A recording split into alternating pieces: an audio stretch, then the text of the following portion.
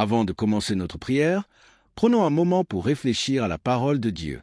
Puis, ensemble, nous élèverons nos voix en prière. Il y avait un homme qui avait toutes les raisons de s'effondrer sous le poids du désespoir. Et pourtant, au lieu de sombrer, son cœur choisit de se relever. D'une perte inimaginable naquit un hymne. Je suis sûr que beaucoup d'entre nous avons chanté cet hymne ou entendu sa mélodie réconfortante à un moment de notre vie. Quand la paix comme une rivière accompagne mon chemin, quand les douleurs roulent comme des vagues, quoi qu'il arrive, tu m'as appris à dire « Il est bien avec mon âme ». Cette chanson a accompagné d'innombrables croyants à travers les générations. Mais sa véritable force ne réside pas seulement dans sa mélodie ou ses paroles. Le véritable pouvoir réside dans l'histoire qui l'accompagne. Car une fois que l'on comprend d'où viennent ces mots et la douleur qui les a inspirés, leur profondeur nous touche d'une manière que Cet hymne a été écrit par Horatio Spafford à la fin des années 1800. Il était un homme d'affaires prospère, un avocat respecté, un mari et père dévoué et un disciple engagé du Christ. Sa vie semblait sûre, prospère et pleine, jusqu'à ce qu'elle soit bouleversée. La première épreuve survint lorsque son jeune fils, âgé de seulement 4 ans, mourut subitement de la scarlatine. La perte d'un enfant est un chagrin pour lequel aucun parent ne peut véritablement se préparer. Et pourtant, Horatio s'accrocha à sa foi.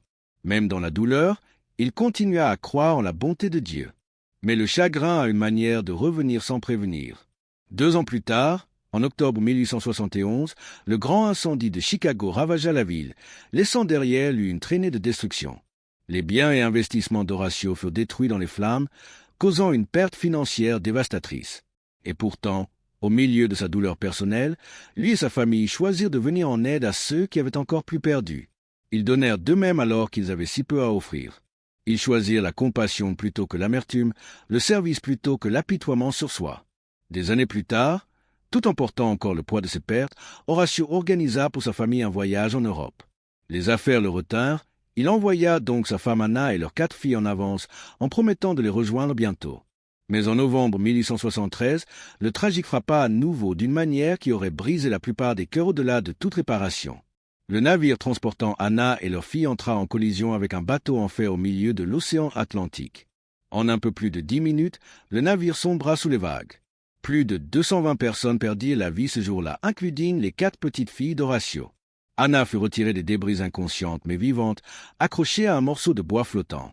Depuis l'autre côté de l'océan, Horatio reçut un télégramme déchirant avec seulement 2 mots. « Sauvé seul ». Lorsqu'Horatio reçut ces mots dévastateurs, « Sauvé seul », il embarqua sur le prochain navire pour traverser l'Atlantique et rejoindre sa femme en deuil. Pendant le voyage, le capitaine, conscient de sa perte tragique, l'invita doucement sur le pont. Il montra l'endroit exact dans l'océan où le navire avait sombré, où ses 4 filles avaient péri. C'est là, debout au-dessus de ces eaux qui avaient englouti tant de sa vie, qu'Horatio retourna dans sa cabine.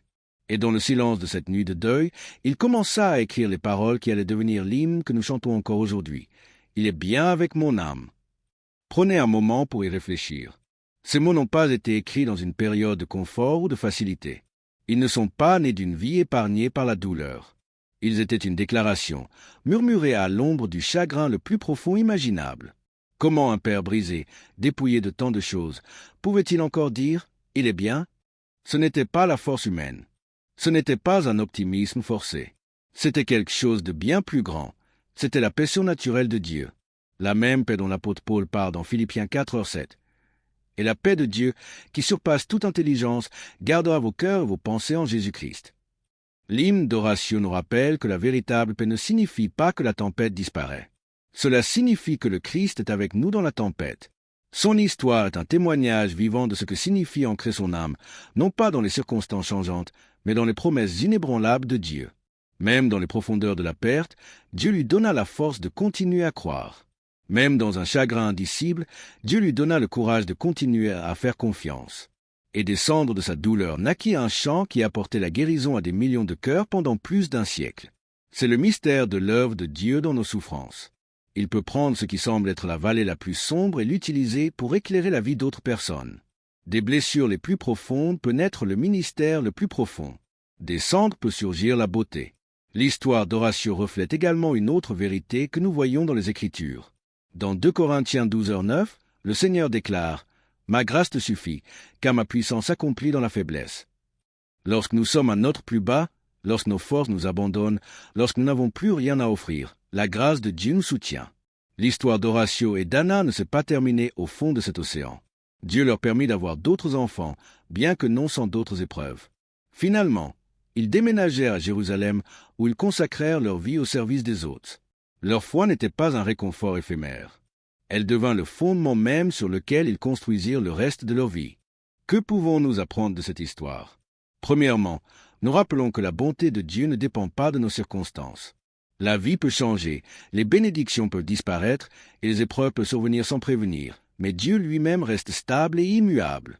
Deuxièmement, cela nous montre qu'il est possible de garder la paix alors que le monde affirme que nous ne devrions pas en avoir. La véritable paix ne se trouve pas dans l'absence de douleur, mais dans la présence de Dieu. Troisièmement, cela nous enseigne que même les chapitres les plus sombres de notre vie peuvent servir le bien des autres. Les parties de votre histoire que vous souhaiteriez effacer peuvent être précisément le témoignage que Dieu utilise pour apporter réconfort et espoir à quelqu'un d'autre. Horatio aurait pu se replier sur lui-même, laissant le chagrin et l'amertume le consumeur. Au lieu de cela, il se tourna vers Dieu, il donna sa douleur à Dieu, et de cette brisure naquit un hymne qui survit depuis plus d'un siècle, continuant à toucher les cœurs blessés. Vous ne traversez peut-être pas la même perte qu'Horatio, mais vous êtes peut-être dans votre propre tempête. Peut-être pleurez-vous quelqu'un ou quelque chose que vous ne pouvez pas retrouver. Peut-être vous tenez-vous au milieu des ruines de vos rêves, vous demandant si la paix reviendra un jour. Mon ami, vous ne le voyez peut-être pas encore, mais